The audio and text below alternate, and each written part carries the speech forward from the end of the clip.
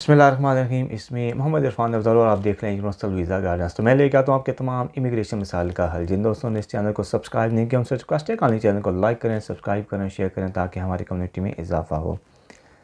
आज हम बात करते हैं कनाडा का जो वर्क परमिट है उसका प्रोसीजर क्या है और किस तरीके से आपने वेरीफाई करना है कि ये जो वर्क परमिट है इज़ इट जेन्युइन और इज़ इट फेक। तो कनाडा का वर्क परमिट हासिल करने का जो प्रोसीजर है इसका बहुत से लोग एडवर्टाइज़ कर रहे होते हैं, जी हमसे आप वर्क परमिट ले लें और आप हमें इतने डॉलर पे करें। तो एजेंट डिफरेंट किस्म के हैं, आपसे पैसे लेते हैं और फिर आप उनके चक्कर में आ जाते हैं। इसी तरीके से आप अपना टाइम भी वेस्ट करते हैं और पैसा भी वेस्ट करते हैं।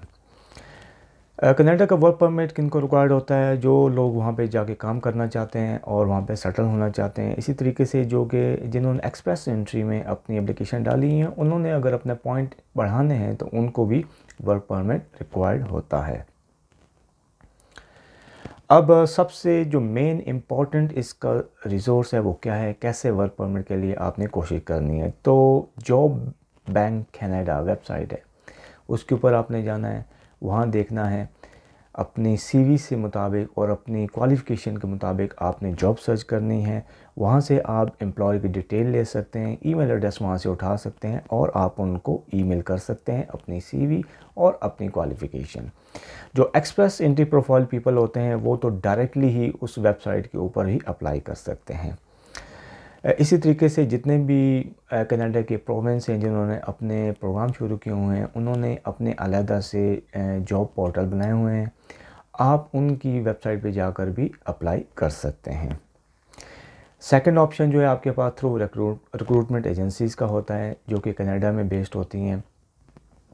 उनका क्या काम है? उनका ये काम होता है कि वो ब्रिज होते हैं एम्प्लॉयर और एम्प्लॉय के दौरान। मीन के एम्प्लॉयर उनको कहता है कि हमें इस क्वालिफ़िकेशन का बंदा चाहिए, तो वो सर्च करते हैं, एडवर्टाइज़ करते हैं और फिर आपकी हेल्प करते हैं सीवी तैयार करते हुए और आपकी फ़ाइल तैयार करते हुए। मीन गारंटी उनके पास भी नहीं होती, एम्प्लॉयर ही फाइनल अथॉरिटी होता है आपको हायर करने के लिए। ये बात भूल जाएं कि कोई डन बेस पे कोई वर्क परमिट नहीं होता, सब फेक है, सब इलीगल है, इन लोगों से बचें। हमेशा ऑफिशियल जो वेबसाइट है उसके थ्रू ही आप अप्लाई करें। जिस वक्त आप सीवी भेज देते हैं तो अगर एम्प्लॉयर को आपकी सीवी पसंद आ जाती है तो वो आपका सबसे पहले इंटरव्यू करता है। अगर इंटरव्यू में आप कामयाब हो जाते हैं तो फिर आपको जॉब कॉन्ट्रैक्ट दिया जाता है और उसके साथ साथ LIMA लेटर दिया जाता है। ये लेटर क्या चीज़ है? ये किसी भी एम्प्लॉयर को फॉरेन वर्कर को हायर करने के लिए कनेडियन गवर्नमेंट से इजाज़त लेनी पड़ती है। तो जिस वक्त वो इजाज़त लेता है तो वो ये लेटर उसको मिलता है जिसको कहते हैं LIMA लेटर, वो आपको दे दिया जाता है।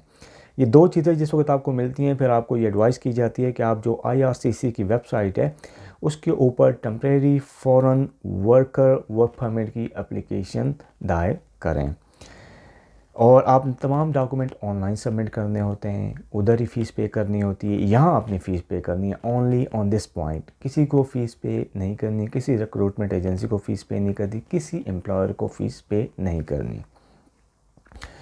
जिस वक्त आप अपनी तमाम फाइल सबमिट कर देंगे उसके बाद आपको जो है ना वो ईमेल आ जाएगी। अगर तो आपकी एप्लीकेशन कामयाब होगी आपको बता दिया जाएगा कि अब आप अपने लोकल VFS का जो ऑफिस है वहाँ जाके अपने बायोमेट्रिक दें और डॉक्यूमेंट्स वहाँ पे सबमिट करवाएं। जिस वक्त आप वहाँ जाके सबमिट करवा देंगे कुछ अर्से बाद अगर आपकी एप्लीकेशन सक्सेसफुल हो जाती है तो आपको एक टेम्परेरी वर्क वीज़ा दिया जाता है। तो ये भी वर्क परमिट नहीं होता।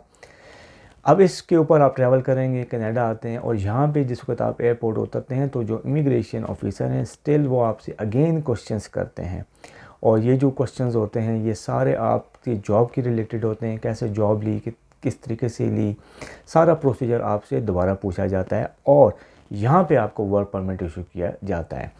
तो ये कोई अगर आपको कहता है कि वर्क परमिट में आपको अभी से ऑन द फर्स्ट स्टेप दे देता हूँ, this is totally a fake and bogus. आप इन लोगों से बच कर रहें। किसी को पैसा देने से बेहतर है आप ख़ुद कोशिश करें। जैसा कि मैं बार बार अपनी वीडियो में कहता हूँ कि जो लोग कोशिश करते हैं उनको ही मिलता है। इसी तरीके से कनाडा की इमिग्रेशन जैसे बहुत ही ज़्यादा ओपन है, इनको बहुत ज़्यादा इमिग्रेंट्स चाहिए, बहुत ही ज़्यादा ये लोग वीज़े दे रहे हैं PR के। तो आप एज़ सून एज़ पॉसिबल अपनी एप्लीकेशन दाखिल कर सकते हैं। आप एम्प्लॉयर को फाइंड आउट करें, उनसे कम्युनिकेट करें, अपनी क्वालिफ़िकेशन CV उस जॉब से रिलेटेड रखें। तो आई होप आप अपने मकसद में कामयाब हो जाएंगे। अगर आपको कोई क्वेश्चन है आप मुझसे कर सकते हैं। अपना और अपने इर्द गिर्द लोगों का बहुत ख्याल रखें और मेरे इस चैनल का भी थैंक यू।